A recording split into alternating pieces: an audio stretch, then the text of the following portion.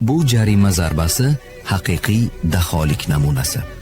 Bayern Myunih uzoq masofadan jarima zarbasiga ega bo'ladi. To'p yonida Thiago Alcantara va Joshua Kimmich turibdi. Bunday masofadan odatda hamma Thiago orqaga bir necha qadam tashlab kuchli zarba beradi yoki past uzatma bilan Serge Gnabryni topadi deb o'ylaydi. Lekin Thiago boshqacha reja tuzgan edi. Raqib himoyasi hali to'liq joylashib ulgurmagan. Darvozabon esa devorga ko'rsatma berib turgan paytda Thiago aynan shu lahza ideal ekanini tushunadi. E'tibor bering, Thomas Müller himoya devoriga juda yaqin turibdi. Avvaliga u shunchaki qisqa pas uchun variantdek ko'rinadi. Ammo aynan shu paytda Thiago harakatga tayyorlanadi. Hakam hushtak chalishi bilan u tez buriladi. Bu Müller uchun signal edi. Müller devor ortidagi bo'sh hududga